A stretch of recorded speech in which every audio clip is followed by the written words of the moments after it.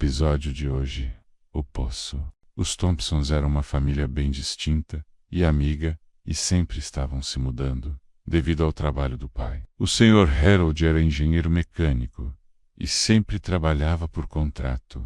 E quando um contrato acabava, ele logo assinava outro. Emanuele Thompson era a esposa de Harold. Ela cuidava da casa e dos filhos. Os filhos James e Max eram a alegria da casa. Quando o contrato de Harold acabou na cidade de Springs, ele logo assinou outro para trabalhar em uma cidade do interior de Nasha. Lá, então, compraram uma casa com 6 quartos, sala de jantar, sala de estar, 4 banheiros, uma cozinha bem grande e um quintal enorme que daria para seus filhos brincarem até enjoar. Max era o filho mais novo e começou a bisbilhotar todo o quintal e acabou encontrando um poço abandonado. O poço era bem antigo e estava tampado com várias tábuas, e pelo estado do poço, ele parecia ter mais de 40 anos. Depois de uma semana morando na casa, com as coisas já em ordem, em uma noite Max estava em seu quarto e ouviu uma voz vindo do poço dizendo: "Vem brincar comigo." Max achou que fosse o vento, mas o som era claro, uma voz chamando: "Vem brincar comigo." Na manhã seguinte, Max contou aos pais o que tinha ouvido, mas eles não deram ouvidos e disseram que era apenas a imaginação dele. Mas na noite seguinte,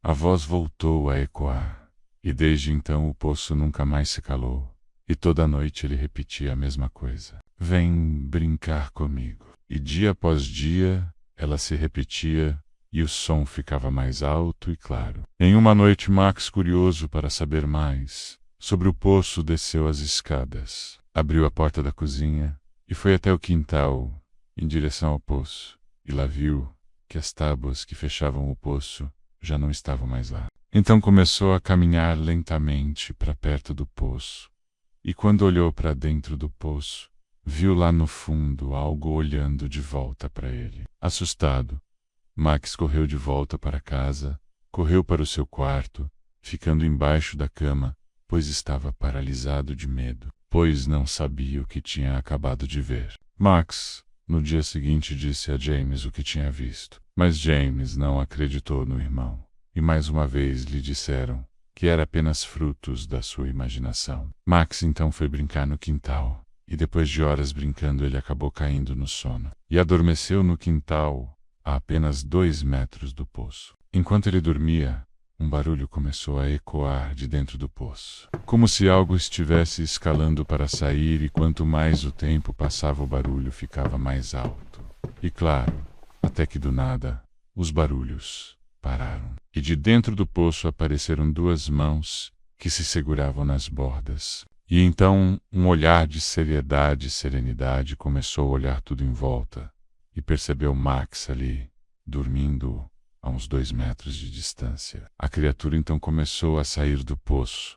Era bem pequena, com 1,30 de altura, magrela, andava meio curvada, e sua pele era enrugada. Sua boca, cheia de dentes afiados, a deixava com um ar de perigosa. Ela então começou a caminhar em direção a Max. Enquanto isso, James estava no quarto de Max, procurando um dos seus jogos para computador que havia emprestado ao irmão. Mas quando James se distraiu e olhou pela janela, viu a criatura indo em direção ao seu irmão, e mesmo não acreditando no que estava vendo, foi socorrer seu irmão mais novo, que ainda dormia no quintal. Desceu correndo as escadas, e quando chegou na cozinha, ele ouviu um grito de desespero e agonia que veio do quintal. Chegando no quintal, James olhou para todos os lados, mas a única coisa que ele via era manchas pequenas de sangue no quintal. Então começou a gritar pelo irmão desesperadamente,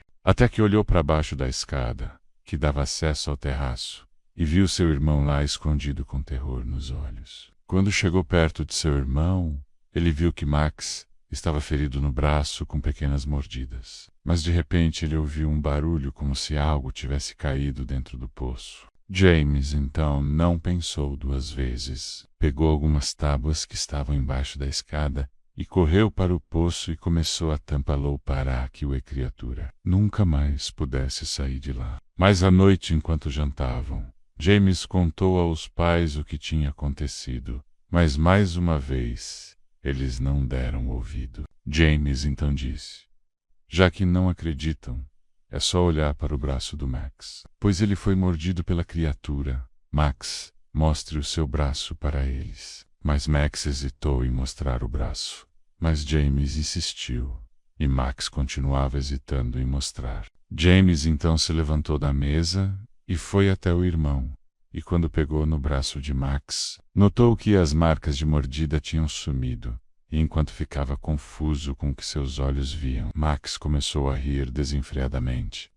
E James então olhou para seus pais e viu que eles estavam assustados, mas não era com ele, mas sim com Max. Pois agora Max estava ficando com os dentes afiados, a pele enrugada, e começava a ficar curvado. Foi aí então que James entendeu que aquele não era seu irmão, mas sim a criatura que ele tinha visto pela janela do quarto. A criatura então já totalmente transformada, com seus dentes afiados e um sorriso maléfico no rosto, de orelha a orelha, diz: agora sim, eu tenho com quem brincar.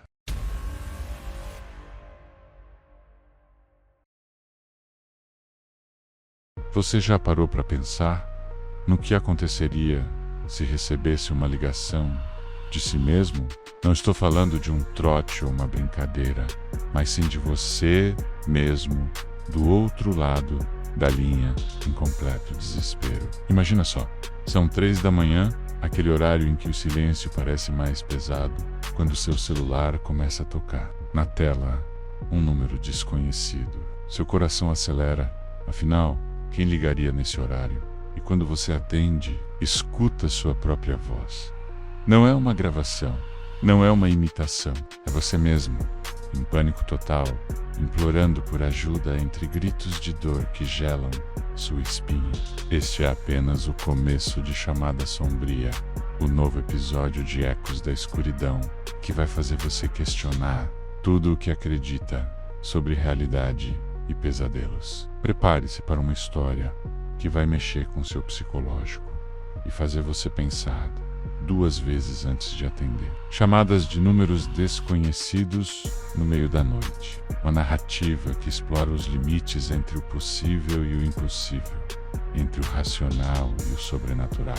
O que você faria se estivesse nessa situação? Como reagiria ao ouvir sua própria voz pedindo socorro? Que escolhas faria quando confrontado com um paradoxo tão perturbador? Em Ecos da Escuridão, mergulhamos nas profundezas do inexplicável, trazendo histórias que desafiam nossa compreensão do mundo ao nosso redor. E lembre-se sempre, na escuridão, nunca estamos verdadeiramente sozinhos. Se você é fã de mistérios sobrenaturais e histórias que fazem você refletir, não pode perder este episódio. Ative o sininho, deixe seu like e se inscreva no canal para não perder nenhuma história. Compartilhe com seus amigos que também amam um bom mistério. Nos encontramos no próximo episódio de Ecos da Escuridão. Até lá, fique atento a cada ligação que receber, principalmente durante a madrugada.